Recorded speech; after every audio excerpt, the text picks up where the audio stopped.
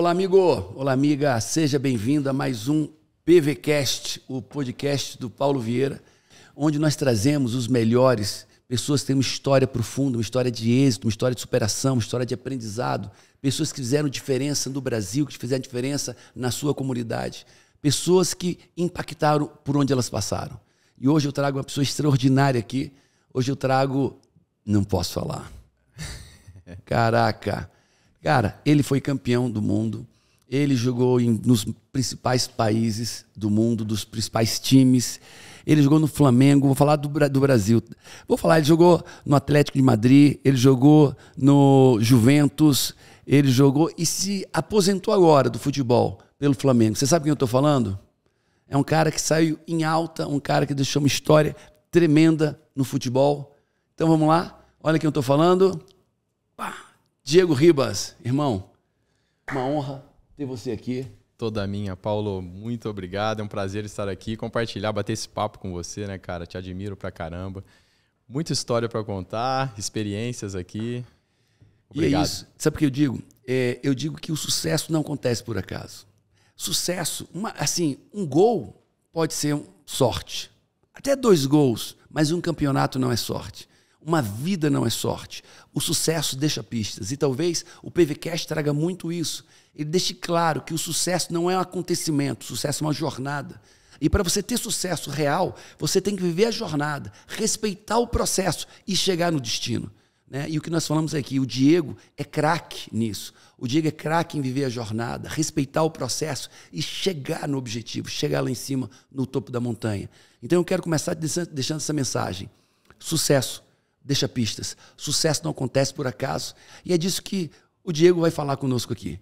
E aí, Diego, por onde é que a gente começa o nosso bate-papo? Pô, temos muito do que falar aqui, Paulo. Fica à vontade. Temos o lado profissional, famílias e tantas coisas que vêm acontecendo. Novo ciclo, encerramento de um, início de outro. Então, assim, muita coisa para a gente curtir aqui com você, com todos que estão nos acompanhando aqui, que vai ser bem legal. Uau! Então, vamos começar falando assim, começar pelo começo.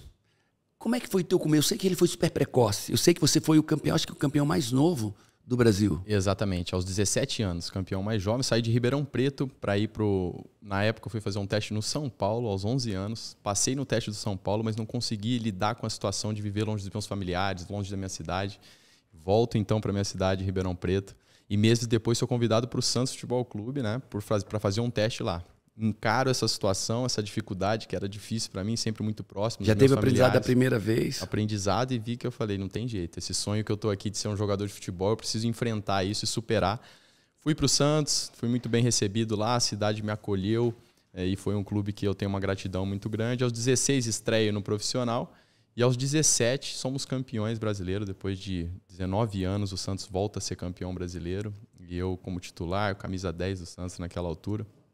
Fomos campeões contra o Corinthians e ali tudo começou a acontecer. Qual foi o papel daquele primeiro momento no São Paulo, que você declinou daquilo, né, para você ter ido para o Santos? O primeiro choque para mim foi que a questão, tudo aquilo que eu sonhava do jogador de futebol, do estádio, da grande equipe, não era só doce, não era só situações favoráveis. Não era só o prazer dos holofotes, dos jogos... Tinha dificuldades, na época ali os garotos mais velhos, eu tive que ir em pé para o treino, sair do local do estádio até o campo de treinamento, não deixaram eu sentar no ônibus, então aquilo já foi um choque, depois a receptividade não foi tão boa, eu ter que morar longe de casa, longe dos meus familiares, tudo isso me trouxe um lado que eu não esperava e não tinha imaginado. Um desprazer, um desconforto. Desprazer, desconforto, dificuldades, barreiras... E resistência e tudo isso foi uma novidade. Eu falei, pô, sempre sonhei em ser jogador de futebol, era tudo tão maravilhoso nos meus sonhos. Estádio cheio, pessoas aplaudindo. Mas as dificuldades, aquilo foi um choque para mim no começo. Mas mesmo assim eu performei. Aí você declinou ali? Eu fui pro treino, treinei muito bem, 10 minutos, fui aprovado em um treino só. 10 minutos, treinador Visoli, que nós nos encontramos depois no profissional, eu fui aprovado. Só que quando eu falei, bom, legal, tô feliz que eu sou aprovado, fui aprovado, mas eu tenho que ir agora, eu tenho que morar aqui, ficar longe de casa. Aí foi onde eu falei, pai, quero ir embora, não quero ficar. E teu pai? Meu pai, que isso, cara, teu sonho. São Paulo. Meu pai e minha mãe, né, Paulo? Minha mãe me abraçou, falou assim, não quer, vamos embora pra casa. Cara, toda mãe diz isso. E aí... Cuidado com a sua mãe. Vou te trazer a primeira coisa. Cuidado quando a sua mãe disser assim, se não quer, pode vir, pode desistir. Cuidado. Acredita no teu pai. Talvez o caminho árduo do teu pai é o caminho que vai te levar lá para cima, viu? Quando tua mãe te botar embaixo daquelas asas, cheias de calor, de amor e de penas, né? Cuidado com isso. É confortável, mas talvez não seja o melhor caminho. Pois é, aí esse equilíbrio ali dos dois, do meu pai e da minha mãe, acabou que eu fui, né, voltei nesse primeiro momento do São Paulo para Ribeirão Preto, mas meses depois eu falei, não, vou em frente. Aí foi essa clareza que me trouxe. Tem uma dificuldade nesse caminho. Eu me preparei para essa dificuldade, encontrei pessoas... Depois que você voltou de São Paulo? Depois que eu voltei de São Paulo. Volto para Ribeirão Preto e lá em Ribeirão Preto eu fico refletindo sobre isso. Quando eu chutava no gol e fazia gol e falava o nome de um jogador profissional, que é isso, né? A criança, eu sou o Neymar, gol do Neymar, que hoje em dia faz. Eu fazia com os meus ídolos daquela altura. E sempre que eu falava isso, eu lembrava, mas para eu ser esse jogador aqui, eu vou ter que enfrentar aquela dificuldade. Tem uma jornada inevitável. Tem uma jornada inevitável, tem um preço a se pagar nisso. E eu fui refletindo até que eu tive a oportunidade de ir para o Santos. Fui um pouco ressabiado também, mas meu pai e minha mãe sempre juntos comigo. Encontrei pessoas, amigos, que me fortaleceram. Um treinador daquela altura, Eduardo Jenner, também me ajudou bastante. Então, lá eu conheci minha esposa e lá eu criei raízes no Santos e valeu muito a pena enfrentar isso. Mas o clique foi entender de que entre o sonho, né, e a realização existe um processo... Existe uma jornada. Existe uma jornada. Muitas vezes penosa. Penosa, que tem que ser enfrentada e superada. Uau. É isso. Então pega aqui, ó, o sucesso é uma jornada, né? E a jornada tem etapas. E essa subida nem sempre é fácil, normalmente não é nada fácil, seja no campo do atleta, seja no campo empresarial, começar uma empresa, começar um negócio. Agora eu já quero te antecipar o seguinte, sabe, Paulo, vou empreender e tal, o que o Diego foi no futebol, você no mundo empresarial. Ei, cuidado, ele se preparou, ele teve os melhores preparadores, preparador técnico, preparador físico, tá? Pessoas, o ambiente preparando eles. Não vai entrar no mundo empresarial se você não tem seus preparadores, como um aventureiro. Isso não dá certo. Mas e aí? Aí foi para o Santos, cresceu, conheceu a esposa. Cresci, aos 16 estreiei no profissional, 17 campeão, que foi nós vivemos essa transição juntos, eu e minha esposa. Isso aí foi de 2001 para 2002. E eu estudava na escola ali próximo ao estádio, morava debaixo da arquibancada. E ali estudava numa escola, né, ali na frente do estádio. Foi onde eu conheci minha esposa, na escola. E ali as coisas começaram a acontecer, saindo da escola, do anonimato para a fama, para o reconhecimento e logo em seguida a seleção brasileira. Então me tornei uma realidade. Como foi lidar com o sucesso tão rápido? Foi... No meu caso... Quanto tempo foi isso? Foi muito divertido. Eu saí aos 11 anos, cheguei no Santos, categoria de base. 16 anos de estreia no profissional. Aos 17, mas já estava próximo a completar os 17, então, mas pode colocar aproximadamente um ano. 17 foi um boom do país todo, todos os programas de televisão no país. Eu lembro disso. Então tudo acontecia. E já não consegui ir no shopping, não consegui ir na praia. Mas para mim, assim, Paulo, foi muito divertido. Eu realmente estava disposto a viver tudo aquilo, a aproveitar. Existiu, obviamente, os perigos que traz a fama, o dinheiro, uma ilusão. Porém, naquele caso, meu pai, minha mãe, a minha namorada naquela altura, que foi a Bruna, amigos que me ajudaram muito, né? Principalmente a questão da família. A família ele me trazia sempre para a realidade. Essa palavra é uma palavra-chave. Como é que foi lidar com a fama? Com dinheiro, com fama, com 17 anos, ganhando dinheiro gigante, com uma fama gigante, tendo acesso ao que você quisesse, de certo e errado. Como é que foi lidar com a fama nessa época? Bom, como eu te falei, assim, eu me diverti, mas se não tivesse o meu pai e minha mãe perto, talvez eu tivesse cometido erros que deixariam uma marca mais profunda. Até na questão de gestão financeira, por exemplo. Eu vejo jogadores hoje, adultos, precisando de um pai e de uma mãe para não fazerem as besteiras, caírem nas ciladas da vida, né? Exatamente. O que acontece com o jogador é realmente que ele se ilude com essa fama e acaba se acostumando a ouvir só o que ele quer. Ele quer se rodear de pessoas, muitas vezes, que falam o que ele quer ouvir. Então, poucos têm a coragem de confrontar esses jogadores. Eles passam a ser uma referência na família, no meio social onde ele vive. Ninguém confronta, ninguém diz que ele está errado. Se eu confrontar esse cara, ele não vai ficar mais comigo. Se eu confrontar esse cara, nós não vamos ter mais algumas mordomias. E isso muitas vezes acontece, é perigoso. Então, quando você se rodeia de pessoas que querem só falar o que você quer ouvir, acaba sendo complicado. E os familiares, muitas vezes, não que não cometam esse erro, mas os familiares eles querem o seu bem, né? E eles trazem a realidade. Então, eu sempre fui confrontado também nessa questão. E isso me ajudou bastante. A proximidade que eu tinha dos meus pais, mesmo às vezes eles errando, eles estavam próximos, acompanhando tudo que estava acontecendo. Então, eles sabiam da minha realidade. E tudo isso me fortaleceu muito na minha caminhada. E mais para frente, é claro, eu tive um clique, né, que eu passei a tomar as decisões mais... E aí já indo um pouquinho para frente da minha história, na questão da minha conversão, eu tenho a minha parte espiritual muito viva dentro de mim. E aí eu não falo de religião, eu falo das minhas crenças, que mudou minha vida, o que me deu direção e que passou a ser realmente uma referência para mim. E tudo isso me deu força. E o que foi isso? Fala para mim. Jesus. Uau. Jesus. Eu passei a conhecer, a ler mais e a tê-lo como uma referência. E aí, quando se tem Jesus assim como uma referência, você deixa de reagir com as suas emoções, com empolgação, com ilusão, de fama, de dinheiro, de tudo isso. E você tem para onde olhar. Tem para onde olhar. Você não perde a perspectiva, tá olhando para o lugar errado, você tem a referência correta. Exato. E até a questão de familiares mesmo, porque nós vemos que nossos pais, pai e a mãe, eles são seres humanos, eles estão sujeitos a erros. E te ajuda a identificar esse tipo de coisa. Tudo bem, eu amo meu pai e a minha mãe, só que aqui eu vou fazer diferente. E isso foi uma situação que mudou a minha vida. Foi quantos anos essa conversão? Foi com 26. Uau. 26 anos. Foi lá na frente, mas até lá, entre erros e acertos, muito mais acertos do que erros, meus pais sempre me acolheram. Você teve bons conselheiros? Tive bons conselheiros. Quem foram teus grandes conselheiros? Principalmente o meu pai. Meu pai sempre foi o cara que esteve ali comigo, meu principal conselheiro. E depois, o que eu falo muito na minha vida, treinadores. Eu tive mais de 40 treinadores só como profissional, 21 anos de profissional. Caraca. Então, assim, cada um com uma personalidade. Deixa eu te dizer, gente, a Bíblia fala que a vitória é feita com multidões de conselheiros, mas conselheiros idôneos, conselheiros certos, não aqueles que o Diego acabou de falar, que te diz o que você quer ouvir. É aquele que aponta tuas falhas, teus erros de caráter, o teu devaneio, a tua vaidade, o teu orgulho. Tá? Cuidado. Se você não tem conselheiros, cuidado. Que droga. Vai fazer muita bobagem. E depois, cuidado para você não ter os conselheiros errados. Né? O Diego está falando que ele teve muitos conselheiros, mas o primeiro e o mais importante foi o pai dele. Cara, e depois ele teve os técnicos. Mas quem é que ouve pai? É quem tem humildade, honra a seu pai. Quem é que ouve seus técnicos? Aquele que tem humildade, que ouve essas pessoas experientes que estão na liderança, ele liderando, ele conduzindo. Porque o que eu vejo muito pessoas entram na fama e esquecem pai.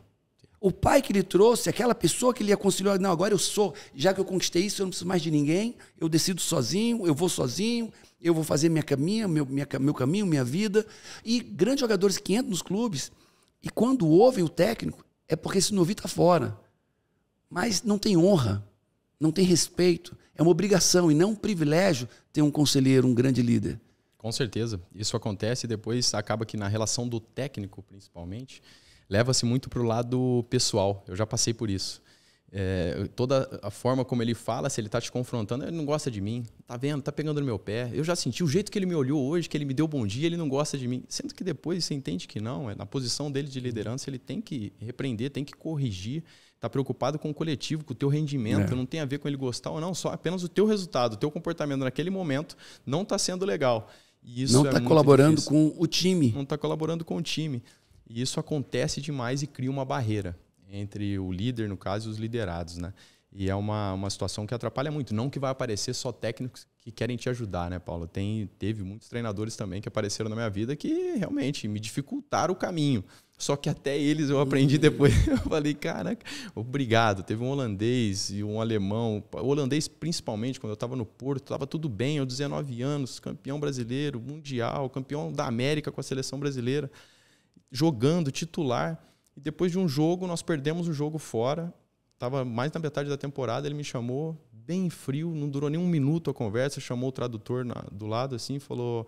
Olha, fala para ele que nós perdemos esse jogo e a partir de agora eu vou mudar o sistema. E mudando o sistema, a posição dele não vai existir. Então ele não serve mais, pode sair, pode ir embora.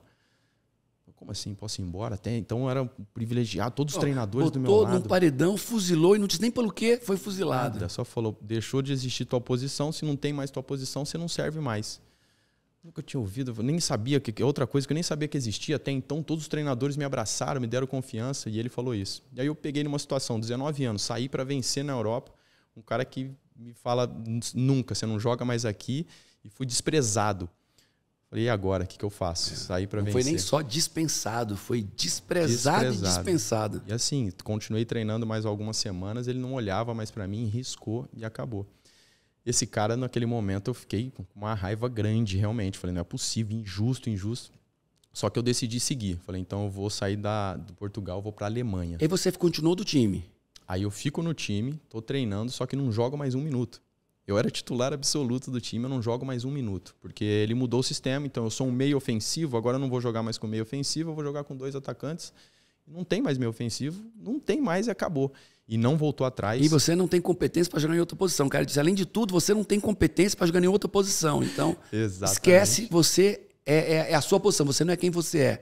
Você não é seu talento, sua perseverança, sua força, sua dedicação. Você é a posição que você joga. Pronto, exatamente, acabou. Paulo. E aí eu saio dali, onde que eu vou achar meu espaço? Na Europa. Eu não queria voltar para o Brasil. As portas dos brasileiros estavam abertas, mas eu vou ficar na Europa. Aí eu encontro na Alemanha, o desconhecido totalmente. Isso foi em Portugal? Foi em Portugal. Com técnico alemão? Com técnico holandês. Tá. E aí eu saio desse desprezo, no caso, recusa e vou para a Alemanha, um desconhecido. Agora, eu sei que na minha vida, as dores me fortaleceram.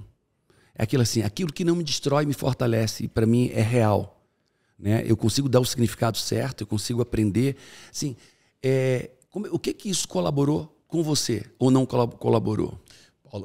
Paulo, essa atitude me deu a certeza. Acho que foi a primeira grande frustração. Foi a primeira grande recusa de um técnico na minha vida. Eu nunca tinha tido, sabe? Aquela sensação nunca tinha, porque todos os treinadores, como eu falei, eles gostavam, eu era um dos principais jogadores do time.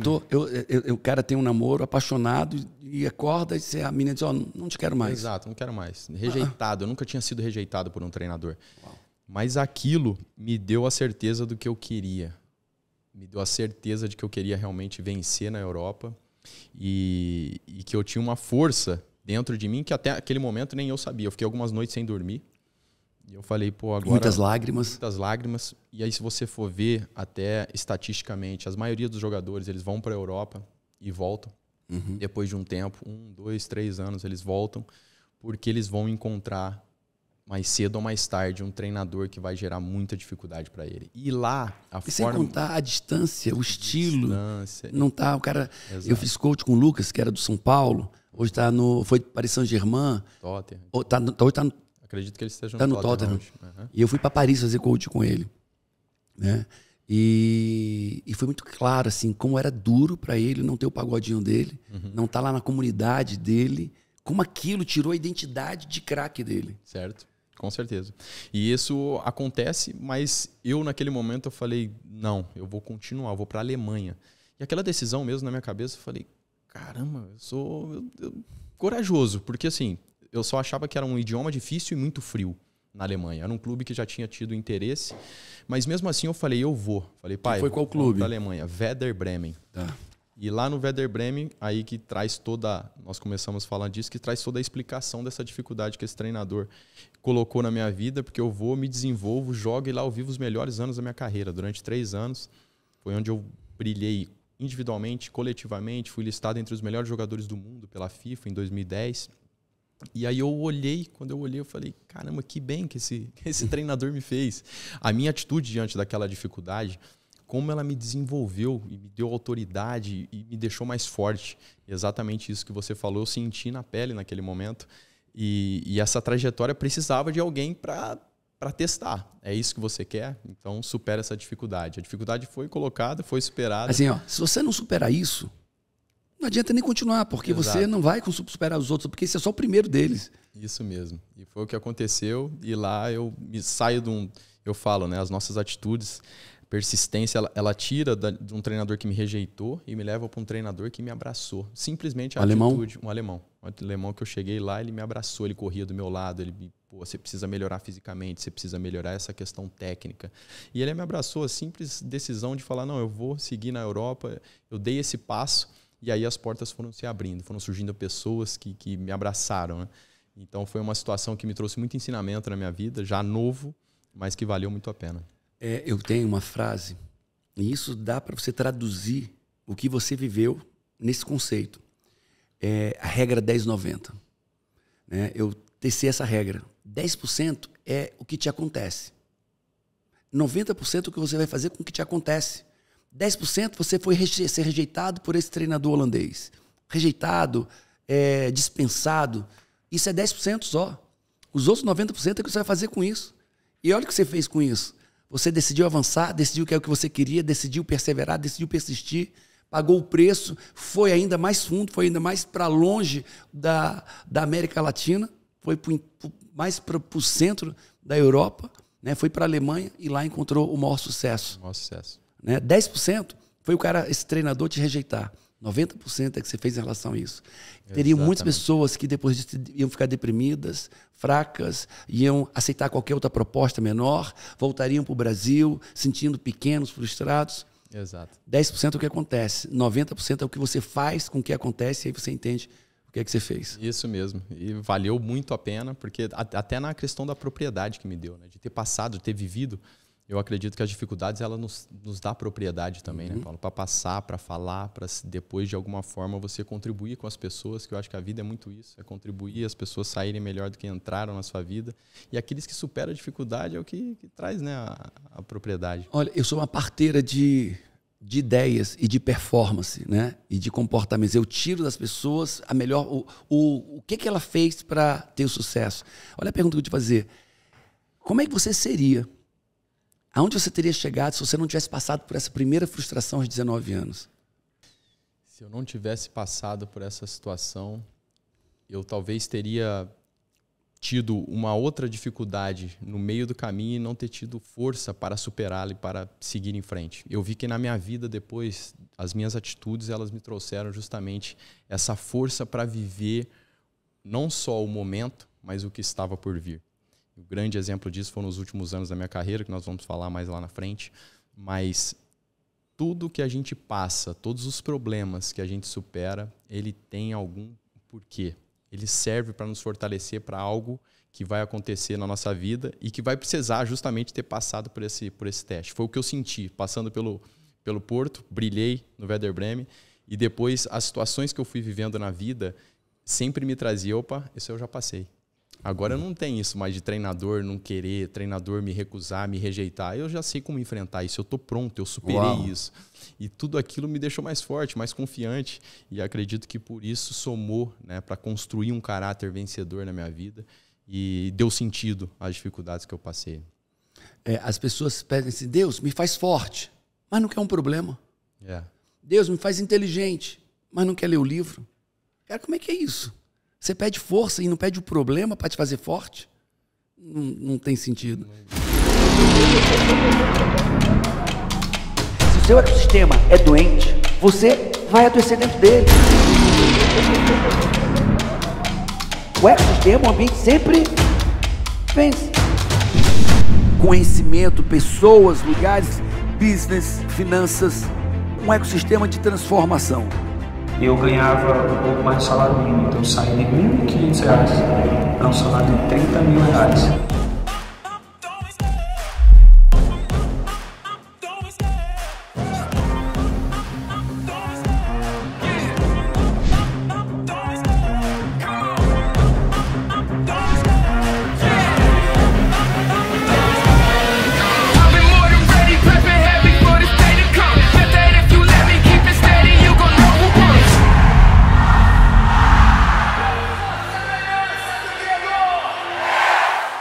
Como é que foi jogar no Juventus? Jogar na Juventus foi uma realização, um clube que eu sempre quis chegar, que é um dos maiores clubes do mundo. Tive que mostrar muito resultado durante esses anos na Alemanha para poder ter um clube como a Juventus que se interessasse por mim. E não só a Juventus, Real Madrid, Bayern de Munique. naqueles momentos também, porque eu estava realmente me destacando muito. E eu decido ir para a Juventus, uma experiência maravilhosa, um ano lá que foi incrível, porém os resultados coletivos não foram aqueles que eu esperava, que eu almejava, que eu sonhei. E aí, a sua performance individual foi boa? Minha performance boa, mas não foi excelente. Não foi assim, eu joguei a maioria dos jogos, fui titular, só que como equipe nós não conseguimos render. E aí, o que fazia isso? Era o técnico que não conseguia conectar as pessoas, Paulo, pessoas muito diferentes? Eu creio muito no poder da liderança do técnico, realmente. Não que o jogador não tenha responsabilidade, ele tem. Ele tem responsabilidade. Porém, o percentual maior é realmente no líder. Ele construir a equipe, ele saber selecionar esses jogadores para eles trabalharem como equipe. Eram estrelas, tinha muitas estrelas? Tinha muitas estrelas, jogadores consagrados, contratações. E o que aconteceu? Era uma reformulação. Eles queriam reformular o elenco, eles queriam mudar a forma de jogar, mudaram o treinador. Então, toda essa mudança gerou muito desconforto com os jogadores que já estavam lá dentro, jogadores consagrados. E a liderança do treinador foi difícil para ele também, não conseguiram, né, saber fazer essa gestão. E aí foi um grupo de bons jogadores. Muitos craques juntos não quer dizer que vão ganhar um campeonato. Jamais, jamais. Eu tive grandes exemplos disso na minha vida. Na Espanha, por exemplo, com o Simeone, foi o contrário.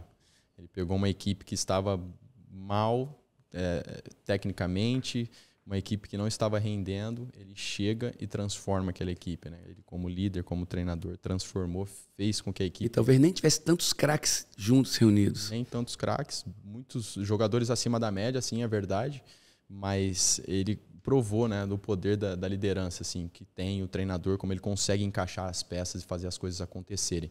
Então, eu acredito que naquela situação foi isso que aconteceu. E a gente olha para o mundo empresarial, isso, a importância do líder, em trazer os talentos, conectar os talentos com um objetivo único. Né? Uma vez eu fui ver um show de um amigo, show musical, ele era baixista, tinha um guitarrista, o baterista, a percussão, o cantor, e, cara, foi um festival de loucura. Porque todos eles, eram 6 músicos, eles queriam aparecer mais do que os outros.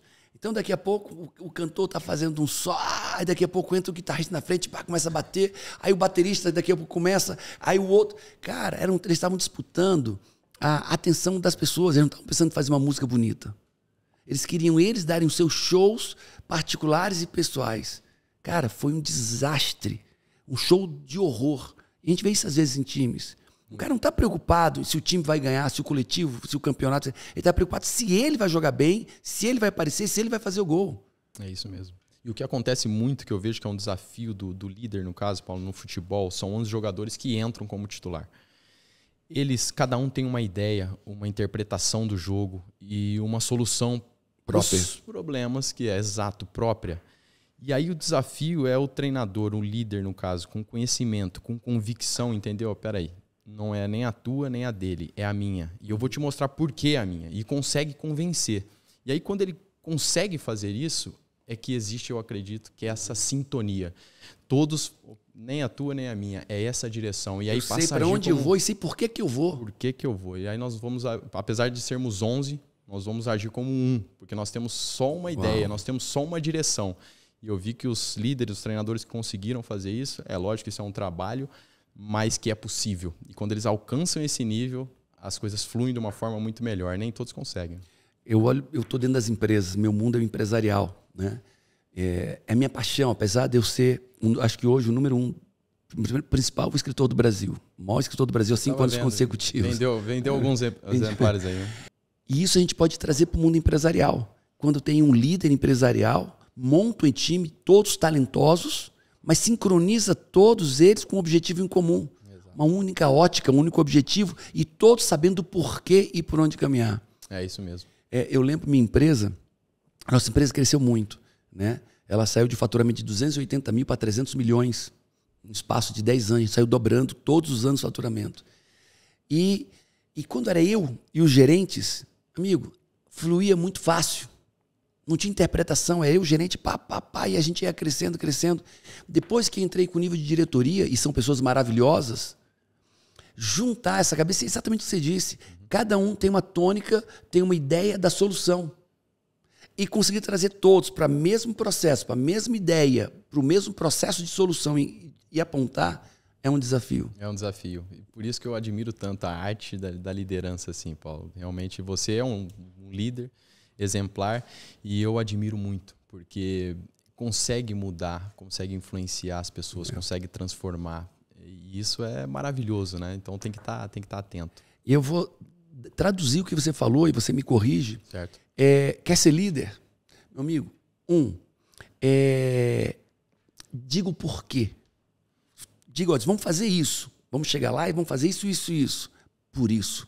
A gente vai jogar assim por causa disso. A gente vai jogar assim porque esse time age assim, porque tem aquele cara aqui, eles são assim. Então diga o porquê para as pessoas, porque quando elas estão comprometidas e entendem o porquê, elas vão se entregar muito mais para o processo. Muito. E eu adoro falar desse assunto. E você fala o porquê também sempre me ajudou muito, Paulo, a tirar da parte da emoção, traz para a razão. E sempre que você traz para a razão, por que aconteceu? Foi por causa disso. Calma, cara, não é o pior dia da sua vida, não é que tudo vai dar errado, não é que você perdeu porque você é ruim, o time é ruim, tudo tá errado. Não. Você falou isso, é muito verdade. Você traz a razão. Nós perdemos porque aconteceu isso, nós não nos posicionamos bem, você errou essa jogada. Não estamos culpando ninguém, só estamos entendendo. Ninguém. E está no nosso controle. Está no nosso controle. Porque se a gente ganha, tem um porquê. Se perde, também tem um porquê. Exatamente. E quando o líder traz essa parte aí, por quê? Por que aconteceu? Por que não aconteceu? E também nas vitórias. Por que aconteceu? Não é porque nós estávamos num dia... Foi aqui, ó. Nós fizemos para merecer isso. Eu acho maravilhoso mesmo. Que tremendo. Caraca. Aqui tem um seminário aqui de business e mundo do esporte, eu né? adoro isso, cara. Porque tem muita ligação, né? É muita ligação à mente do atleta, o que eu vivi, assim, com tudo que você vive, as atitudes que você toma.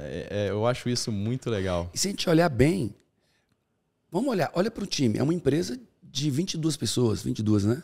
Sim, tem 22 contando com os reservas isso. também, 22. 22 pessoas. Nós temos um time de 22 profissionais. São assalariados, tem preparação, tem treinamento, tem meta, tem função, descritivo do cargo. Certo. São 22 caras. E se aumentar todos, então é 40 pessoas ali. 40, pode colocar mais alguns jogadores que sobram, assim, 40. 40 com preparador, fisioterapeuta, sim. Técnico, 40. É uma empresa. Que eles têm um objetivo ali, um dos objetivos é fazer gol, fazer mais gol do que o adversário. A empresa tem seus funcionários também que precisam de preparação, treinamento, tem objetivo, cada um tem um descritivo de cargo.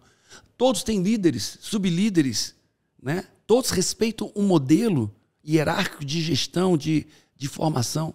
É isso mesmo. Dá para fazer um paralelo? Um paralelo tremendo, com certeza. E aí você continuou do Juventus, você foi para onde? Juventus eu fui para o Wolfsburg da Alemanha, volto lá onde nascem os meus 2 filhos, Davi e o Mateu. Nasceram a história que a Alemanha tem na minha vida, foram quase 6 anos, me desenvolvi muito naquele país, aprendi muito. O que você aprendeu com o alemão? Igualdade, definitivamente. Você falou uma questão do Lucas, não que aconteceu com ele, mas o que foi fundamental para eu ficar 12 anos na Europa, 5 países diferentes, e onde eu voltar, eu tenho amigos, eu tenho casa para dormir, eu tenho uma história muito forte para contar. Eu e minha esposa, nós saímos disposto a aprender, a viver o que os portugueses gostam, como é o teu dia a dia. Lá nós comemos arroz e feijão todos os dias, nós temos esse costume, vamos à praia, nós gostamos da água de coco. E vocês? Aqui a gente gosta disso, eu quero experimentar, eu quero saber, eu quero ir num restaurante tradicional. Cara, eu amo isso. Entender e viver a cultura local. Isso, eu fui para a Alemanha, como é que foi? É claro que eu bati a cabeça, eu tinha 21 anos, teimoso muitas vezes, tinha que passear com meu cachorro 3 vezes, eu tinha que recolher lá o cocô do meu cachorro, eu tenho que separar o lixo, tenho que lavar o pote do Danone para colocar no lixo, eu tenho que... Em Portugal ou na Alemanha já. Eu tenho que recolher os cones, as bolas, porque eu sou o mais novo do time, apesar de ter um dos maiores contratos do time, mas eu sou o mais jovem, então eu tenho que recolher a bola e os cones. No começo isso para mim foi muito difícil.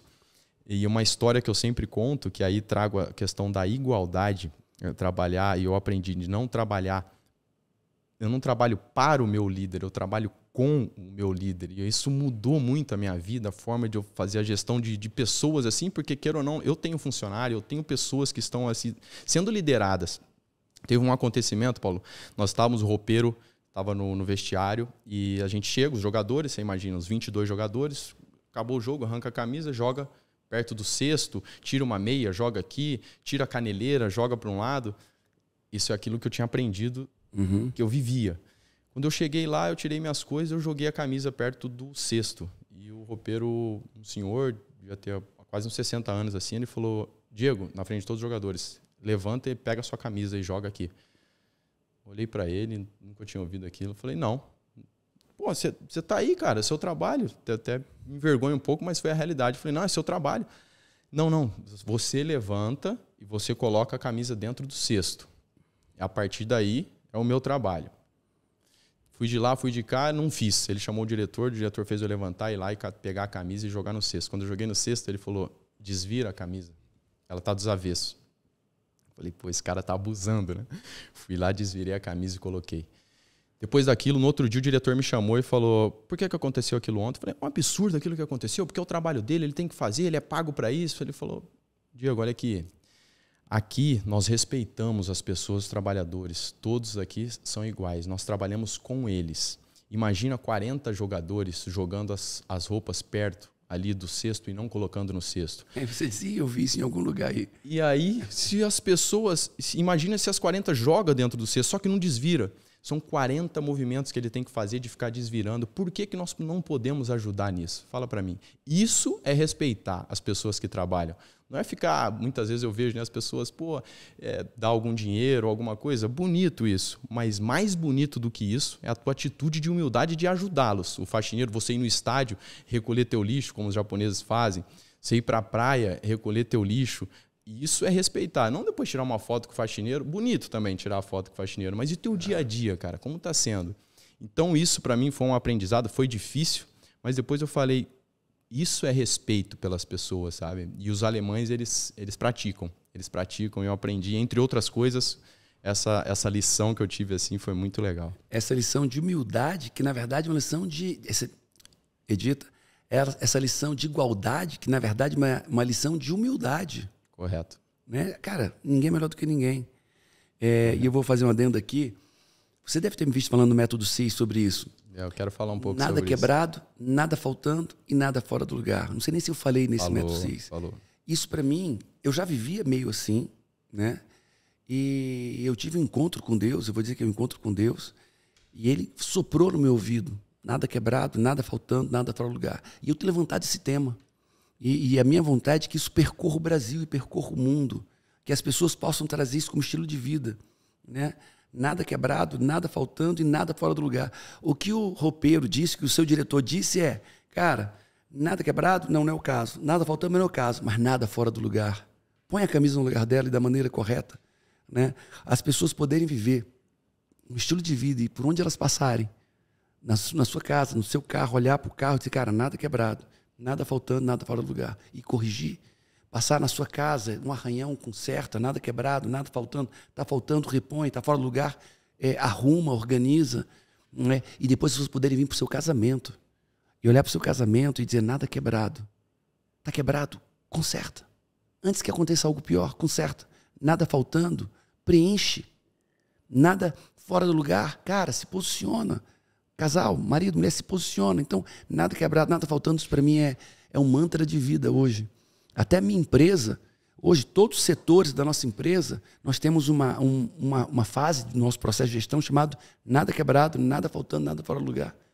Então, todos os setores, eles ficam procurando o que está errado no meu setor, o que está faltando, quebrado, está fora do lugar, pessoas, processos, equipamentos, e isso tem mudado a nossa vida. Tem mudado, foi incrível. Aliás, o Método CIS, muitas coisas ficaram gravadas na minha cabeça, mudou realmente minha forma de pensar para muito melhor. Você falou lá de crescer e contribuir, você falou da reprogramação das crenças, comunicação, pensamento, sentimentos. Uau, e crença. Caraca, ele falou a estrutura, a matriz da geração de crenças completa. Você falou da força do ecossistema, que eu achei incrível. O que mais me conectou naquele momento foi a velocidade zero, como hábito de vida, maneira de viver, aquilo foi sensacional. Tem muitos conteúdos ricos assim que eu aprendi demais, mas o que mais me chamou a atenção foi no terceiro dia, cansado, porque, cara, vocês têm que entender que, assim, que eu admirei muito, você e tua esposa, vocês são linha de frente, né? E isso, eu imaginei que eu vou ali e vocês aparecem pontualmente, vocês que construíram tudo aquilo e tudo bem, né? Mas não, são linha de frente. Eu vi você ali em cima do palco horas e horas e palestrando e apaixonado e com quase 8.000 pessoas. E eu tenho palestrado, eu sei a dificuldade que é prender a atenção das pessoas por 50 minutos, 1 hora. Você consegue fazer isso por horas e toca nas pessoas e faz assim, é algo excepcional. E no terceiro dia, depois de horas palestrando, eu falei, pô, queria tirar uma foto com você, né? Porque fica ali, é muita gente, cara. E aí eu subi lá, falei, pô, quero tirar uma foto com o Paulo, tudo. E é só 1 minuto. Eu fiquei alguns 20 minutos ou mais ali. Você ficou ajoelhado, cara, no palco, atendendo as pessoas. Depois que tinha acabado ali, você falava com as pessoas ajoelhado, uma por uma.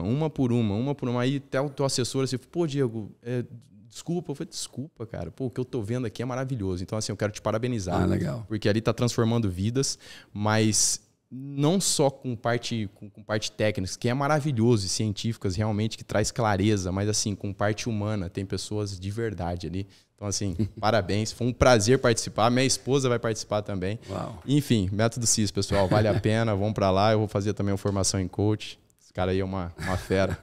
É isso. Caraca. Assim, as pessoas perguntam às vezes para mim, Paulo, você é tão, como é que eles dizem? Você é tão acessível. Você, cara, eu já tive em outros eventos, a gente não chega nem perto. A gente não, cara, acabou, o cara sai, o cara não fala, o cara não olha, ele dá o show dele, sai, e você é tão acessível. Por quê? Eu disse, cara, por que eu não seria? Por que eu não seria? Se eu posso ser, por que eu não seria? Quem é melhor do que alguém? Né? Nesse momento eu estou no palco, mas em outros momentos eu estou na cadeira como aluno e alguém está no palco. Né? Você, em outros momentos, você vai ser o mestre de alguém, ensinar alguém, e isso não te faz melhor do que ele. Diz que você tem um conhecimento, uma capacidade diferente das dele, e que nesse momento você dá, mas no outro momento você recebe. Fantástico. E isso Parabéns. É importante. Parabéns. Isso é importante para a gente se manter lá. É isso mesmo. Porque se a gente perde isso, a chance de cair lá de cima é muito grande. Com certeza. Se manter lá e continuar transformando vida, sabe? Eu acho que é isso. Eu admiro muito. Pessoas que transformam... De alguma forma você está ali, cara. Você está contribuindo para transformar vidas. O último dia é algo assim incrível. Não vou falar muito aqui, mas o que acontece ali... A forma como destrói o orgulho que você fala, né? Da verdade, humilhação, humildade, sabedoria e santidade. Faz todo sentido, né? Cara, você pegou mesmo, viu? É difícil alguém pegar assim, os pontos tão nevrálgicos. Eu peguei. Eu fui assim para realmente viver aquilo. Fiz várias anotações. Tive experiências lá sensacionais, né? De como a gente realmente quebra o orgulho. Com outras pessoas. Com outras pessoas. E assim, muito bacana. E acontece porque tem esse tipo de pessoas aí, como você por trás. Parabéns. Vamos juntos, irmão. Vamos embora. Fiquei encabulado agora. Me fala, quando você foi chamado para ser o capitão? Paulo, o Flamengo, eu falei que nós íamos chegar lá. O Flamengo, ele veio na minha vida para tipo assim, pô, legal, você viveu muita coisa bacana, você conquistou, financeiramente você está resolvido, profissionalmente também. Mas agora vamos ver se você vive mesmo tudo que você fala. Eu senti o desafio do Flamengo, foi isso na minha vida. Familiar, profissional. Você é de onde? Eu sou de Ribeirão Preto. Eu nasci em Ribeirão Preto, fui para Santos, aí depois saí, como eu te falei, 12 anos na Europa. Eu volto aos 31 anos, estava no Fenerbahçe, 2 anos. Pô, falta alguma coisa, cara. Cadê minha paixão? Cadê o desafio? Minha autoestima, tudo. E eu falei, pô, eu ainda posso disputar uma Copa do Mundo. É um sonho, não disputei ainda. Eu posso jogar no Flamengo, ser campeão no Flamengo, fazer parte, porque eu tinha esse sonho. E eu tomo essa decisão e vou pro Flamengo. As coisas começam de uma forma maravilhosa, só que no decorrer desses 6 anos e meio aconteceu de tudo. Eu tive a lesão mais grave da minha carreira, 6 anos e meio. Uau. Foram quase 300 jogos, 12 títulos, foi uma passagem vitoriosa. Mas o mais interessante foi em que eu me transformei, sabe, nessa caminhada. Assim, eu tive a lesão mais grave da minha carreira, como eu falei. Eu fui humilhado, eu fui ofendido verbalmente e quase que fisicamente também. Torcedores. Minha família foi exposta, minha esposa, meus filhos em alguns momentos. Eu fui ovacionado, abraçado, beijado. Conquistei títulos históricos. Então, assim, tudo aconteceu. Eu tive que ficar na reserva, sendo um dos principais jogadores, eu tive que saber lidar com o meu orgulho. Foram tantas situações, né, de exposição máxima aqui do lado dos meus familiares, meu pai, minha mãe, meus filhos na escola, e que eu, diante dessas situações, eu decidi continuar. Então, veio que meio assim, agora, vamos lá, a tua atitude alinhada, né, congruente, você usou essa palavra também lá, congruente com as suas atitudes, com a sua comunicação, com as suas palavras. E eu fui colocado à prova em muitos momentos. E graças a Deus deu tudo certo, mas assim, muitas coisas aconteceram nessa caminhada, inclusive ser o capitão, ser visto como um líder. E até então, eu vi que a minha visão do capitão era muito superficial.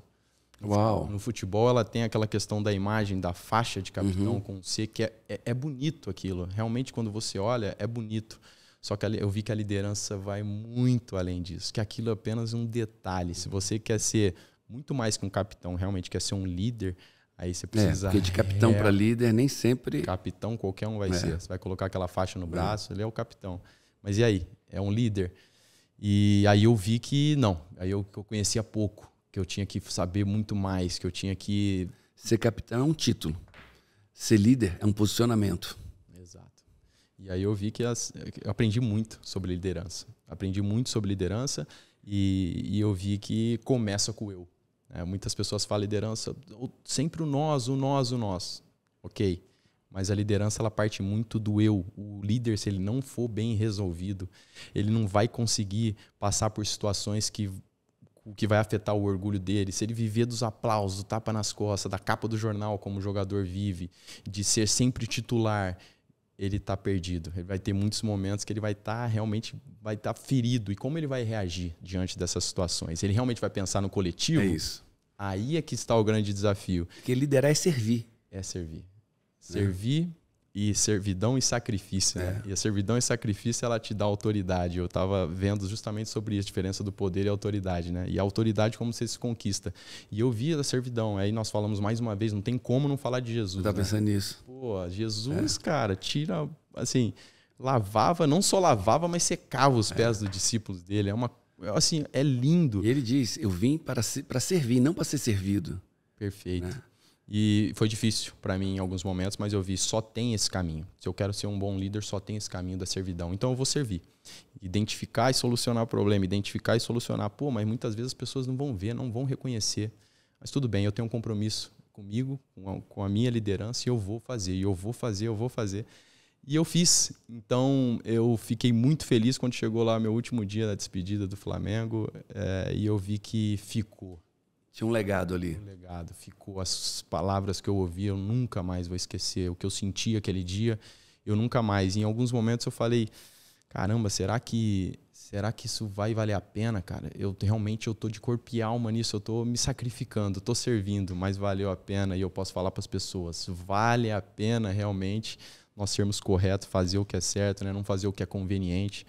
E foi uma história que trouxe muitos aprendizados, né? E é uma das grandes motivações que eu tenho em palestrar, é justamente poder repassar tudo isso para as pessoas. Fala dessa nova jornada que você está vivendo. Você desenvolve, você é mentor de atletas. Exato. Né?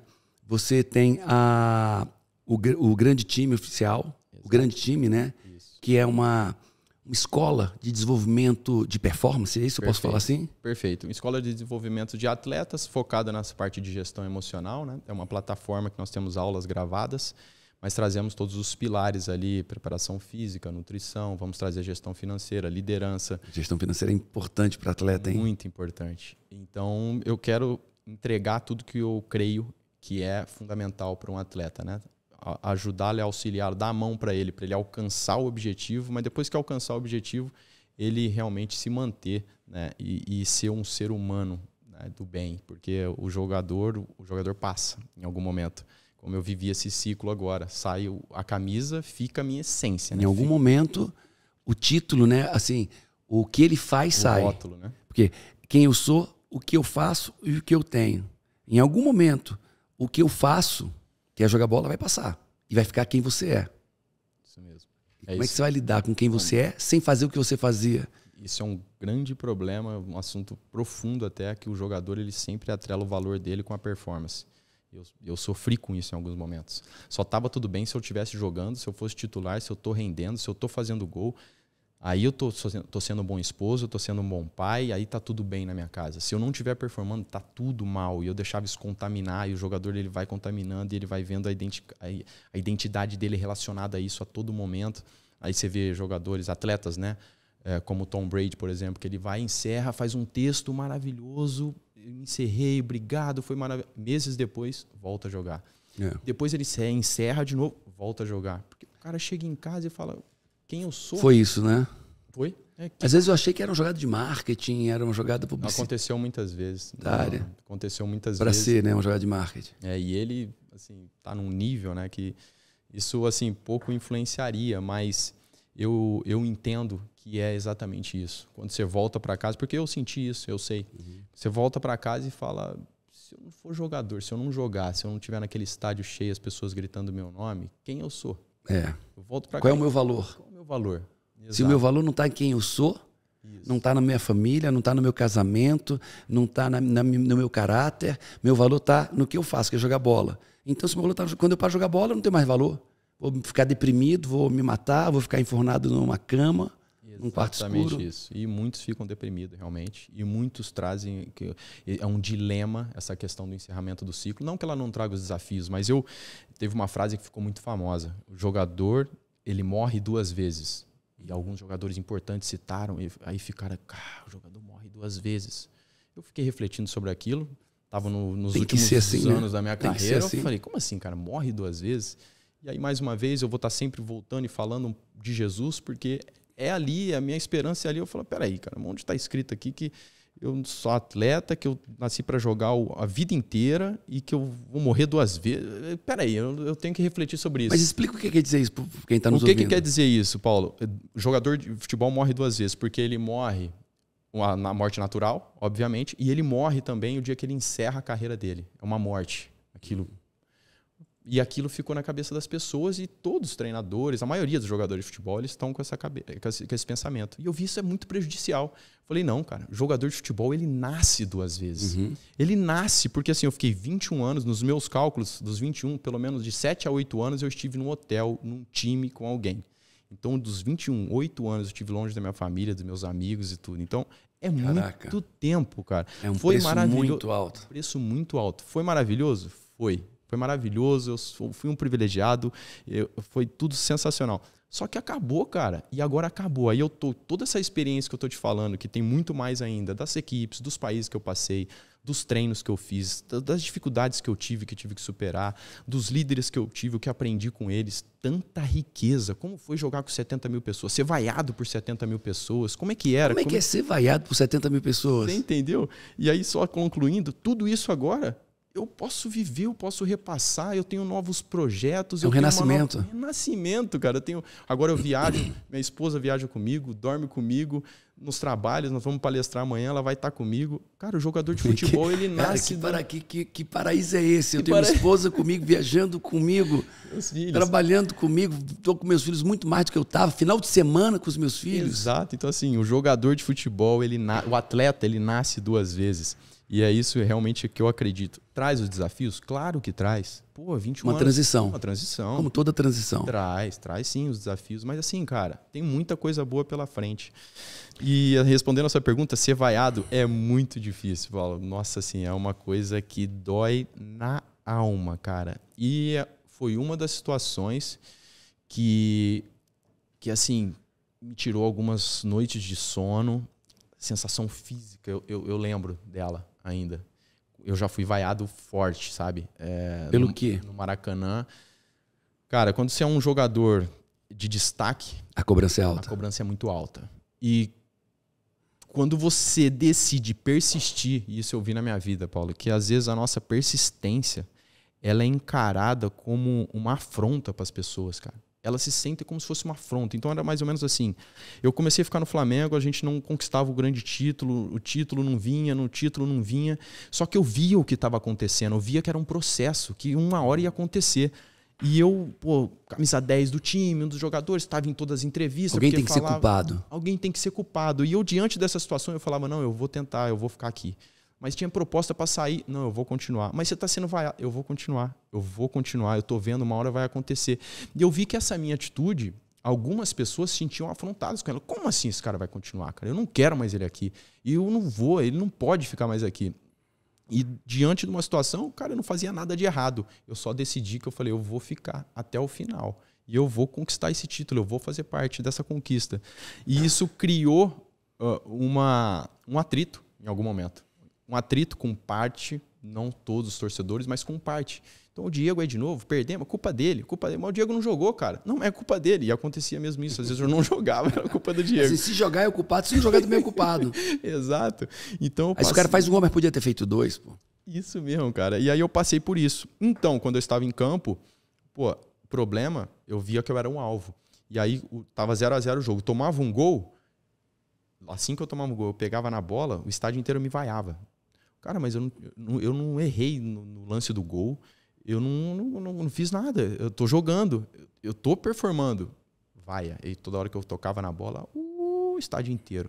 Que loucura. 80%, podemos dizer. Minha esposa no estádio, meus filhos no estádio, e aquela vaia.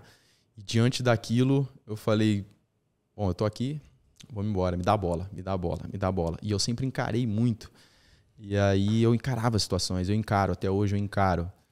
E como é que você encarou? O cara vaiava, você pegava na bola e agora? Eu pegava, o que você dizia pra você? Eu falei, não, vocês vão me vaiar, era meio que assim, vocês vão me vaiar, então vão ter que me vaiar mais. Porque eu não vou me esconder. Eu não vou me esconder. Porque a primeira coisa eu quero esconder atrás da bola. Não, eu era o contrário.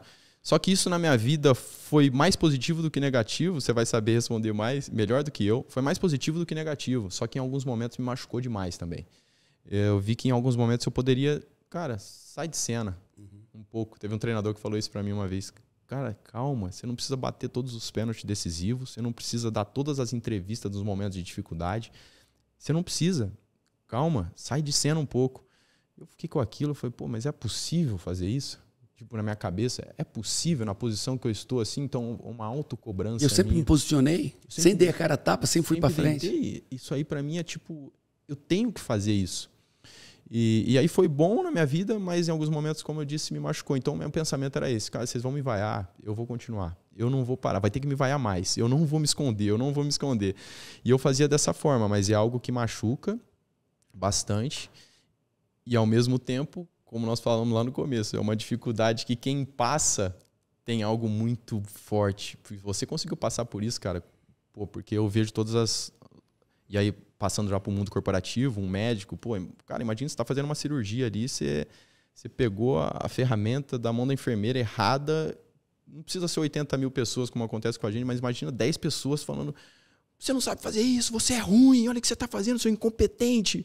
É mais ou menos isso que acontece com o atleta, muitas vezes no estádio de futebol. Ele erra um passe, ele é vaiado, ele é xingado, e isso é uma dificuldade que o atleta, 20 segundos depois, a bola vai estar no seu pé de novo, você tem que agir, você tem que performar. Então, o atleta passando por isso, ele tem algo muito rico ali dentro dele. E de novo, né? 10% é o que acontece. Que é ser vaiado. E ser vaiado é só 10%. O que você vai fazer com esses 10% são os 90%. Isso. Então, o que você vai fazer com isso? Vai aprender, vai crescer, fortalecer, ficar determinado, obstinado, focar no gol. O que você vai fazer? Ou vai desistir, vai amolecer, vai se esconder da bola. O que você vai fazer com esses 10%? E aí é o que separa o campeão do vencedor. Quando eu olho para mim... Você foi vaiado em ocasiões, eu fui vaiado quase toda a vida. Porque eu fui o primeiro coach do Brasil. Né? As pessoas não sabem que o que eu mostro no Método CIS tem coach em Harvard, o mesmo coach que eu faço na Columbia, Yale, Stanford, Oxford, Cambridge, Wharton, as maiores faculdades do mundo ensinam coaching.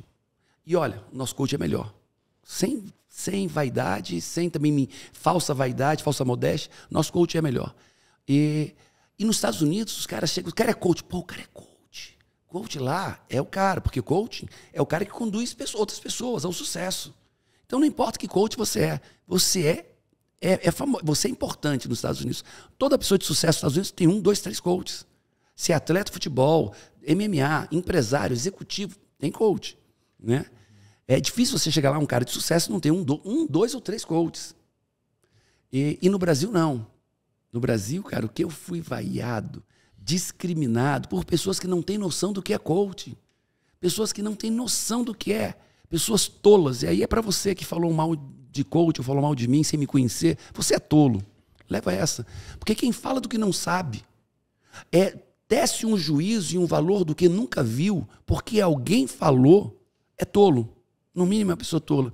E olha, e aí a minha esposa chegava assim, amor, você não precisa ser coach, eu não precisa dizer que é coach, mas o que eu faço é coach, é um método. É um método dessas grandes universidades do mundo. Como é que eu vou dizer que não é? Vou mentir? Vou me esconder porque tem alguém que não conhece e fala mal? Meu amigo, eu sou coach desde 98. Vamos lá, 90 foi no final? 99. Então, tem 24 anos. Tenho 24 anos de profissão. Dizendo que eu sou coach. Porque eu já fui martelado, xingado, vaiado, discriminado. Porque eu nunca abri mão de dizer que eu sou coach. Porque essa é a minha profissão, né? Então eu sei exatamente como é que é ser vaiado. Sabe, viu? eu posso te fazer uma pergunta agora? E o que te fez se manter diante de toda essa situação? Principalmente, assim, eu não vou desistir dessa causa, assim, principalmente. Eu acho que foi a justiça e a verdade. Parece louco, porque aquilo mudou a minha vida. Em 99, essa ferramenta do coach mudou completamente a minha vida. Eu disse, cara, como é que eu vou negar o que mudou a minha vida? Eu pivotei, eu era um cara fracassado, não tinha dinheiro, morava de favor na casa dos familiares. Eu não tinha o que vestir. Para comer, eu ia comer na casa de um familiar, na casa de um amigo. Eu disse, onde é que eu vou comer hoje? Eu dei meu cachorro, tinha um pastor alemão, e eu tive que dar porque eu não tinha dinheiro para comprar comida. Meu cachorro anterior morreu porque eu não levei para o veterinário tomar vacina. Né? Então, e essa ferramenta mudou a minha vida. Como é que eu vou negar essa ferramenta mudou a minha vida? Eu vou esconder ela porque alguém fala mal? Porque falar de performance, falar de resultados, falar de objetivos, no Brasil, às vezes, para algumas pessoas é mal visto. Eu não vou mentir. Acho que a primeira coisa foi, cara, ser verdadeiro. Parabéns. Porque realmente aconteceu isso, né, Paulo? Com o coach, assim, em alguns momentos. Foi desrespeitado por alguns profissionais que não se preparavam? O que aconteceu exatamente, assim? Porque passou por isso, né? E depois que eu fiz o CIS, é que eu entendi, cara, é muito sólido. É muito sólido. E realmente a gente vê que algumas pessoas, mas isso eu acho que em todas as profissões, né, acontece. Às vezes as pessoas não se preparam e faz uma... Não, pior que não, viu? O que as pessoas tendem a dizer é que, porque tem coaching de tudo, tem coaching de tudo. Então, os caras não estão preparados, tem alguns profissionais ruins, mas todas as pessoas que me perguntaram, Paulo, será que não é porque tem profissionais mal formados que criou essa fama ruim? E aí eu disse, cara, e eu até acreditava no início. Eu disse, você conheceu algum profissional de coach mal formado que fez besteiras na profissão? Não. Você? Não. Você não. E na prática eu nunca encontrei ninguém que conhecesse alguém que foi coach ou que era coach que fez um trabalho ruim como coach. Agora, o que é que eles fazem? Tem uma pessoa que não é coach, nem se intitula coach, e teve um problema subindo a montanha com um grupo de pessoas, né? Aí o cara teve problema com um grupo de pessoas. O que ele é? Coach. O cara, mas eu não sou coach. É coach. Mas eu não ensino coach. Não, você é coach. Mas eu não sou. Tá entendendo? Então, pegam todo mundo que fez alguma besteira na vida e dizem, esse cara é coach. Mas o cara diz, eu não sou, não ensino, não tenho formação em coach. Não, você é coach. Certeza. E é uma prova de algo que funciona e que teve sucesso, né? Porque ninguém faria isso contra algo que não incomodasse, que não tivesse resultado, né? Esse acho que é o grande problema, porque você pega um coach nosso da Febracis, um coach com um ano de formado nosso, ele está ganhando R$1.000 uma sessão. R$10.000 em 5, 6 meses. R$10.000 um programa, uma hora, R$1.000 por 1h30. Qual é o profissional com 300, 400, 500 horas de formação ganha R$1.000 uma sessão de coach, R$10.000 um programa de 10 sessões. Então nós ganhamos muito bem. E ninguém paga bem porque nós somos charmosos. Paga porque tem algum resultado, porque alguém indicou. Né? Nós temos coaches ganhando R$30.000 um programa, R$3.000, R$4.000 uma sessão de coaching. 5.000, aquele nosso amigo em comum, né? Eu estava devendo algo a ele. Sim. Né? Ele vai contratar coaches agora que cobram de R$30 a R$60.000 um programa de 10 sessões, 10, 12 sessões. Então imagina, o cara vai pagar R$30.000, botar R$40.000, uma média dos melhores, né, dos mais veteranos na profissão. Cara, se eu vou pagar 40 mil, imagina o resultado que eu espero ter desse cara. O retorno desse investimento. Né? Mas o coach ganha pouco, ganha R$500. Qual é o profissional liberal que hoje ganha R$500 numa sessão de atendimento? o coach ganha, os nossos, né? Então isso é muito mal visto. Sim. Ganhar dinheiro, ter sucesso, no Brasil, infelizmente, ainda é muito mal visto por algumas pessoas. Justifica um pouco, né? A contrariedade também, muitas vezes, Quem é você para trabalhar a emoção das pessoas? Quem é você para trabalhar a performance? Qual foi a faculdade que você fez? Não, eu fiz uma formação completa em coach, é científico, metodológico e tal. Não, você não pode. Só quem pode trabalhar com a mente, com o desenvolvimento humano, com a performance sou eu. Cara, mas você não sabe nada disso. E eu gero resultados. Não importa. Mas só quem pode sou eu. Aí vai. É orgulho. Orgulho. Aí, cara, tudo vem batendo orgulho. E me fala, qual é a tua visão agora? Você está transitando de carreira, final do ano passado, Sim. Você encerrou a carreira como jogador de futebol. Sim. E não precisava. Não, daria para continuar. Tinha condição física, mental, apesar de estar um pouco cansado com o preço que tem que se pagar, distância da família, tudo, disposição, viagem. E tinha proposta. Alguns clubes me procuraram, do Brasil, fora do Brasil também. E você decidiu sair em alta? Sair em alta. Decidi sair em alta, refleti durante alguns meses, tomei essa decisão, né, junto com a minha esposa, alinhado com Deus também. Foi em respeito a mim, em primeiro lugar, e depois aos interessados, aos clubes que queriam me contratar. Porque eu imaginei, primeiro, cara, eu transmito uma mensagem, as minhas atitudes, eu construí algo. História. Eu tenho uma história. Eu tenho. Então, os presidentes ligavam para mim, treinadores ligavam para mim, pô, Diego, vem para cá, porque o próximo ano, jogador, nós vamos sentar, nós vamos fazer juntos, nós vamos... Pô, eu ouvi aquilo, era legal, só que eu não queria. Eu não queria sentar na mesa e fazer tudo aquilo, porque eles viam no Diego a liderança, eles viam no Diego fazer parte... Expectativa mais do que o jogador de futebol. E eu entendo aquilo, porque era o que eu transmitia, era o que eu fazia no meu dia a dia. Só que eu não queria mais fazer. Eu falei, bom, eu posso ir então, e tudo bem, cara, eu vou lá, eu jogo um ano, eu ganho dinheiro, porque vão me pagar bem. E tudo bem, passou um ano, eu encerro minha carreira. Mas eu falei, pô, eu não vou estar respeitando a minha essência. Não estou sendo verdadeiro, não estou respeitando quem eu sou. Cumprindo quem eu sou. Exatamente. Aí eu falei, Bruna, não dá. Eu não posso fazer isso. Não é justo, não é verdadeiro. Não é justo, não é verdadeiro. Eu estou no Flamengo, uma história maravilhosa. Ganhamos 2 títulos esse ano. As coisas aconteceram assim, de uma maneira magnífica. Os projetos que estão vindo estão me animando muito. Eu estou entusiasmado com o que está por vir. Eu estou tendo mais prazer em programar a nossa próxima viagem do que a próxima temporada como jogador. Então, assim, os sinais estão aí. Vamos partir para a próxima. E aí tomei essa decisão. Depois que toma a decisão, você fala... E agora, né? Vamos lá. Aí parece que você toma a decisão, no outro dia liga um outro, aí vou para os Estados Unidos, aí para não sei o quê. Cara, a tentação, né? Acho que é o capeta tentando você. Você tem uma visão de futuro, tem uma decisão, o capeta vem te tentar para tirar o teu foco, colocar dúvida. É impressionante, Paulo, é impressionante. Essa dos Estados Unidos, porque nós sempre falávamos, né? Talvez nos Estados Unidos, nessa trajetória do Flamengo, eu recusei uma proposta muito grande de ir para os Estados Unidos, continuei. De repente, quando nós sairmos do Flamengo, nós vamos. Mas aí eu decidi não ir. E quando nós batemos o martelo, foi à noite, no outro dia de manhã. O cão atenta. Aí eu falei, não quero, obrigado. E segui. Aí de lá para cá, teve os desafios, desconfortos, que eu acordava, bom, agora encerrou mesmo, agora vamos em frente. Agora é o meu calendário, eu que faço o meu calendário. O que eu vou fazer janeiro, fevereiro, porque eu passei a vida cumprindo um calendário. Agenda, né? Agenda do dia. Que horas eu vou treinar? Você treinava 1 ou 2 vezes por dia? Eu treinava 1, na maioria das vezes 1, às vezes 2 também. Então, eu vou para o centro de treinamento, vou para o campo, vou para o clube. Viagem, tenho concentração, tenho treino. Se ganhar, eu vou ter folga. Se não ganhar, não tenho folga. Então, vou me preparar assim. Eu tenho 1 dia e meio de folga, vou sair. Então, era tudo diante de uma programação que me passava assim, seu ano está aqui, essa é a sua programação. Eu não conseguia programar minhas férias, era sempre 15 dias antes, porque eu não sabia quando eu ia começar a ter minhas férias. Se eu fosse para a final, era tal dia. Se eu não fosse para a final, era outro dia. Então foi isso. Eu fui me acostumando com isso.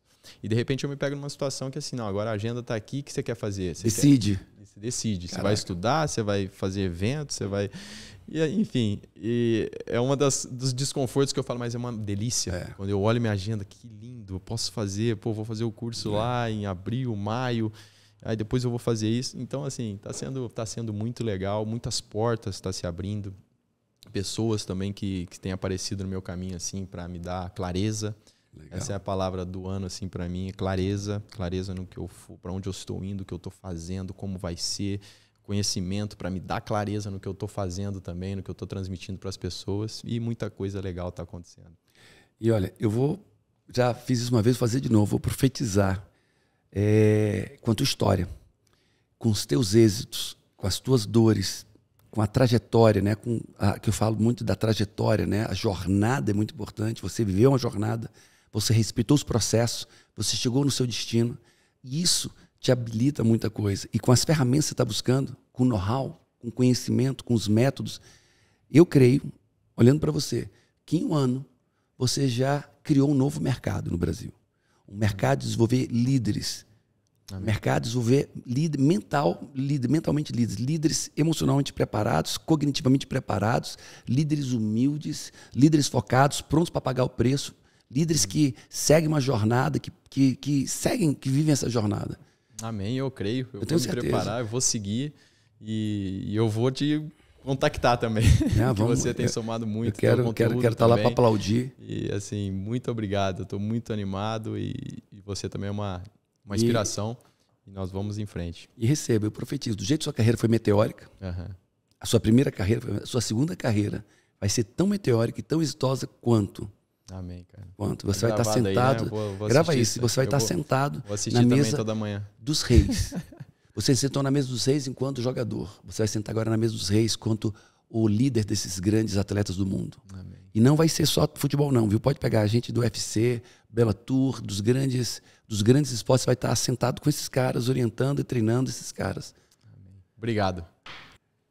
Quando fala você em mentorar pessoas, palestrar, né, o grande time, né, e você não está começando agora. Você começou aos 17 anos essa jornada. Agora você vai manifestá-la de maneira diferente, palestrando, mentorando. Quem quer contactar com você? Faz Isso como? mesmo, Paulo. Hoje eu estou nas redes sociais, né? Meu Instagram é Diego Ribas 10. Então ali tem todos os meus contatos, direcionamento. Olha aqui, ó. Diego Ribas 10. Isso mesmo. Ali estão os meus contatos, e-mails, o grande time, o link do grande time também. Então todos os detalhes estão ali. Os interessados, estamos à disposição. Se conecte com os melhores que você vai chegar mais rápido e mais alto você chegaria. Diego, agora vamos fazer um bate-bola aqui, um joguinho aqui. Você pergunta, eu respondo, eu pergunto, você responde. Vamos lá, 3 vezes. Começa comigo? É. Teu maior sonho nesse momento? Impactar mais pessoas usando a nossa tecnologia do Método CIS, chegar no mundo todo. Método CIS, chegar nos Estados Unidos, efetivamente, chegar na Europa, na Ásia, mas... impactar milhões, milhares de pessoas. Efetivo, como a gente tem feito no Brasil já foi quase 1 milhão de pessoas impactadas. Né? Eu quero impactar nos próximos 4 anos 1 milhão de pessoas fora do Brasil. Qual foi o erro que você cometeu que te fez aprender muito? Foi, em algum momento, não compartilhar as minhas dificuldades com as pessoas que estavam próximas de mim. De achar que eu tinha que assumir e estar sempre bem. Uau. Isso foi algo que eu aprendi com o tempo, que durante algum tempo esteve bem, mas chegou um momento que eu paguei a conta por isso. Legal. Então, se não está bem, não está bem. Alguém tem que ouvir tem que ser não verdadeiro. está bem. Isso é um grande aprendizado que eu levei para minha vida. Você para mim? Um momento e aprendizado que você teve com um dos seus filhos. É forte. A minha filha, todos os meus filhos são extraordinários, cada um são extraordinários. Deus tem me dado assim uma bênção de ter filhos realmente extraordinários, fora da curva. A minha filha, eu errei com ela. Por muito tempo, eu me coloquei igual a Deus. Porque Deus, cara, não importa quem seja, ele vai amar da mesma maneira. Não importa se esse filho desse ser humano é um assassino, ou se é um apóstolo, ele vai amar do mesmo jeito. Vai ter consequências, mas Deus ama, Deus é amor. Então isso é irrevogável de Deus. E eu convenci minha filha, comecei a convencê-la quando ela tinha 7, 8 anos, que meu amor por ela era incondicional. E isso fez com que ela não se preocupasse ao olhar para as pessoas por algum tempo, né? Então, ela não precisava preocupar com o pai, com a mãe, com as pessoas. Não, eu sou amado incondicionalmente, né? E depois eu tive que desconstruir isso. E isso tornou ela uma pessoa incrível. Minha filha se tornou uma pessoa incrível. Mas eu tive que desconstruir isso. Eu sou humano demais para o meu amor ser incondicional. Eu sou falho demais para o meu amor ser incondicional. Isso é forte mesmo. Né? Eu estava fazendo meio papel de Deus. Cara, não dá. Filha, se você fizer isso, eu não vou conseguir lhe amar da mesma maneira. Eu posso ter algo muito grande aqui, mas nem expressar eu vou conseguir expressar. Se você fizer isso assim, assim, assim. Se você tiver isso como estilo de vida. Nem ninguém. E aí depois que eu errei, eu entendi meu erro. E aí eu fui. Filha, eu te amo por quem você é. Eu te amo pelo que você faz, pelo que você tem, mas pelo quem você é. Mas se você não for, vai ser difícil eu exercitar um amor por você se você não é o que qualquer pessoa deve ser num relacionamento. Então esse foi meu erro. Pô, muito forte. Trouxe vários ensinamentos aqui também, reflexões na minha cabeça. Vamos lá, você, né? Você faria algo diferente?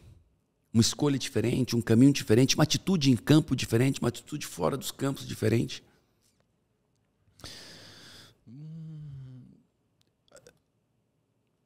Eu teria me cobrado menos em alguns momentos. Teria me cobrado menos. Como eu falei, ainda não cheguei na conclusão de quanto isso fez bem e mal. Eu vejo como algo que, até certo ponto, me fez muito bem. Essa autocobrança equilibrada. Mas eu passei do ponto em alguns momentos. Era muito bom com as pessoas e não era comigo mesmo. Então isso, em alguns momentos, me sobrecarregou. Eu me cobraria menos, eu me trataria com mais gentileza, né? Em alguns momentos. Assim como eu tratava todos ao meu redor, assim, eu muitas vezes não fui comigo mesmo. Então isso eu teria mudado. Uau. Teria mudado. Forte. Também. E qual é a palavra que você deixa para quem está nos ouvindo aqui, nos vendo, nos ouvindo? Palavra que eu deixo para as pessoas. Eu gosto muito de um versículo bíblico que está em Romanos 8, que fala: tudo coopera para o bem daqueles que amam a Deus. E assim, tudo coopera para o bem daqueles que amam a Deus. Eu não sei o que você está passando, como foi a tua vida até aqui, mas a verdade é que 10 de 90, né? Regra 10/90. Fala muito também sobre isso. Regra 10/90 fala muito sobre isso. A nossa atitude diante das situações, de tudo que nos acontece, coopera para o bem. Todas as dificuldades que eu vivi, como vocês viram um pouco da minha história, ela cooperou para o meu bem de alguma forma. Então, que as pessoas leiam e releiam essa passagem. Mais uma vez, eu não estou falando de religião, estou falando de algo que é vivo e funciona. E que as pessoas leiam e releiam e entendam. Tudo coopera para o bem. Mas como, Diego? Eu quebrei minha perna aos 34 anos, eu tomei várias decisões corajosas para continuar e depois de ter tomado essas decisões eu quebrei a perna. Como isso contribuiu para o meu bem? Bom, tá lá no Mosaico, no YouTube, eu fiz um documentário justamente em relação a essa passagem. Uau. Que aconteceu na minha vida. Como que ter quebrado a perna, romper todos os ligamentos do meu tornozelo cooperou para o meu bem. Cooperou para o meu bem como homem, cooperou para o meu bem como jogador e fez que o título do Flamengo em 2019 não fosse só um troféu, sabe? Fosse uma transformação. Eu vivi uma transformação através de pode-se chamar de uma dificuldade, tragédia, ou o que for, para um jogador quebrar a perna realmente é muito forte. Mas cooperou para o meu bem. Então a minha mensagem seria: tudo coopera para o bem daqueles que amam a Deus. Uau. E amigo, eu quero botar em saia justa agora. Quero lhe convidar para você gravar uma mensagem de performance, de desempenho, das emoções. Você que soube enfrentar todo tipo de divergência, de desafio emocional. Certo. Nas quadras do Brasil, fora do Brasil. Eu quero te convidar a gravar um material para o nosso IEX. IEX é a comunidade da Febracis, comunidade de todos os nossos alunos, de todos os cursos. Pô, desafio aceito. Vai ser um prazer. Está totalmente alinhado com o meu propósito de repassar aquilo que eu aprendi, o que deu certo para mim, trazer da forma mais clara possível. Então, desafio aceito. Mais um conteúdo poderoso dentro da nossa comunidade X. Caraca, obrigado, irmão. Prazer. Qual a mensagem, se você tivesse que passar para uma pessoa, você tem alguns segundos para falar com ela, que você falaria? Eu tenho falado sempre isso, mas hoje eu vou mudar. Eu ia dizer, tem esperança. Continue tendo esperança. O buraco que está hoje pode ser a alavanca para você ir para lugares altos, mas não vou falar isso, não. Eu vou falar que busque estar no lugar certo, com as pessoas certas, obtendo conhecimento certo. Busque ver a transformação gerada por quem está no lugar certo, com as pessoas certas, obtendo o conhecimento certo. Não abra mão disso. Nunca. Porque sua mudança vem de estar no lugar com as pessoas obtendo conhecimento.